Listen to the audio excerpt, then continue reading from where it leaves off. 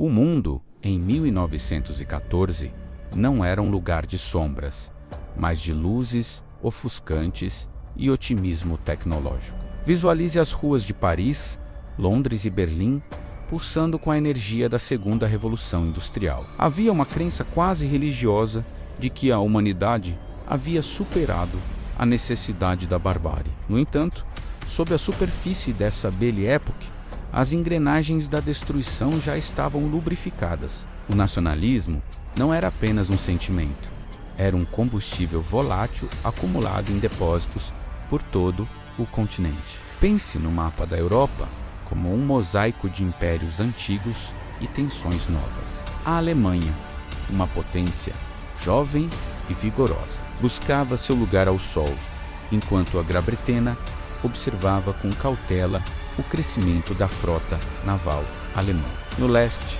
o Império Austro-Húngaro e o Império Russo competiam por influência nos Balcãs, uma região que muitos chamavam de barril de pólvora. As alianças militares, desenhadas para garantir a paz através do medo mútuo, tornaram-se, na verdade, um mecanismo de arrasto.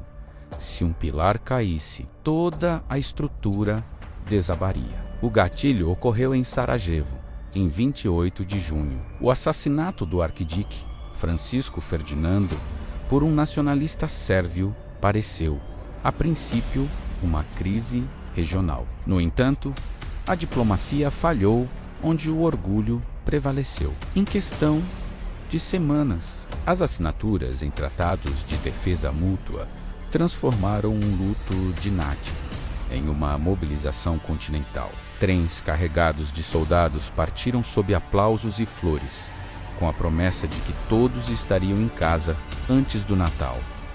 Mal sabiam eles que o mundo que conheciam estava terminando ali. No início, a guerra era uma questão de manobra. O plano Schlieffen da Alemanha visava um nocaute rápido na França, através da Bélgica neutra, para então virar suas forças contra a Rússia. Considere a escala dessa marcha. Milhões de homens caminhando quilômetros sob o sol de agosto, carregando rifles e esperanças de glória. A resistência belga e a rápida resposta francesa na Batalha do Marne interromperam o avanço.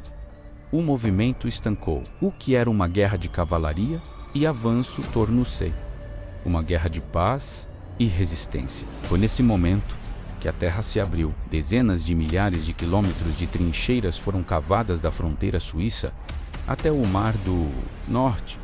Visualize a paisagem transformando-se em um deserto de lama, crateras de artilharia e arame farpado. A terra de ninguém tornou-se o palco de um impasse mortal.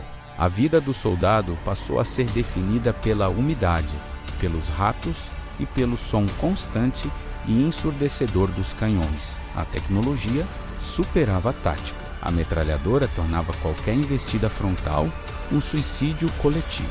A guerra tornou-se uma questão de atrito, onde a vitória não era medida por território conquistado, mas pela capacidade de um país de produzir mais aço e sacrificar mais vidas que o vizinho.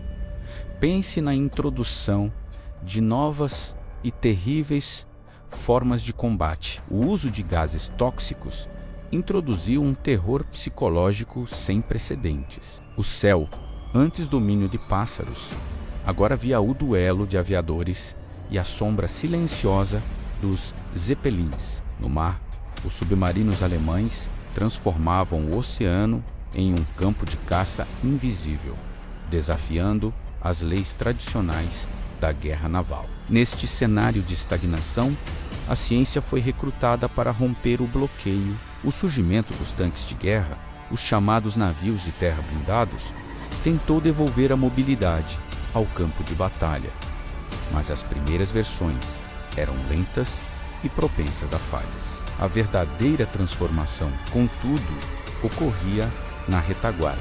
Pense nas cidades onde as mulheres assumiam as fábricas de munição, mantendo o esforço de guerra, enquanto os homens morriam em massa em Verdun ou no Somme. A guerra total havia chegado. Não havia mais distinção clara entre combatentes e civis no esforço de produção. Em 1917, O peso do conflito tornou-se insuportável para muitos. A Rússia, esgotada pela fome e pela derrota militar, mergulhou em uma revolução que derrubou o czar e retirou o país do conflito. Visualize o vácuo de poder deixado no leste, permitindo que a Alemanha concentrasse todas as suas divisões na frente ocidental para um último golpe. Mas o cansaço era universal. Motins eclodiam no exército francês e a população alemã começava a passar fome devido ao bloqueio naval britânico. A entrada dos Estados Unidos no conflito alterou o equilíbrio de forças de forma definitiva.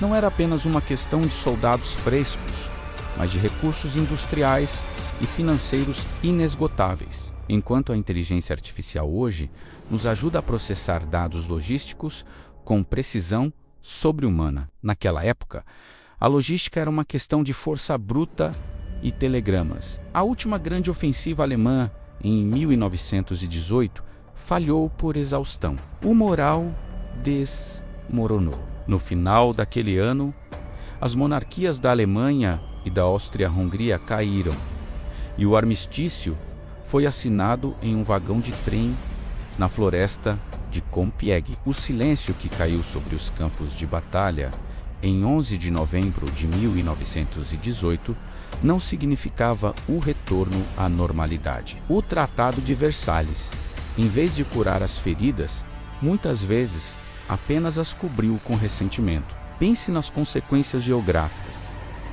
4 impérios desapareceram e novas nações surgiram em suas cinzas, muitas vezes com fronteiras que ignoravam realidades étnicas e históricas, plantando as sementes para conflitos futuros. Considere o impacto psicológico em uma geração de jovens que sobreviveu ao trauma, mas perdeu a fé no progresso. A Primeira Guerra Mundial não foi apenas uma disputa por terras. Foi o evento que moldou o século XX. Ela deu origem a novas ideologias, acelerou direitos sociais e forçou a humanidade a encarar sua própria capacidade de autodestruição em escala industrial. Ao olharmos para as cicatrizes que ainda existem na paisagem europeia, somos lembrados de que a paz não é o estado natural das coisas, mas uma construção frágil que exige vigilância constante.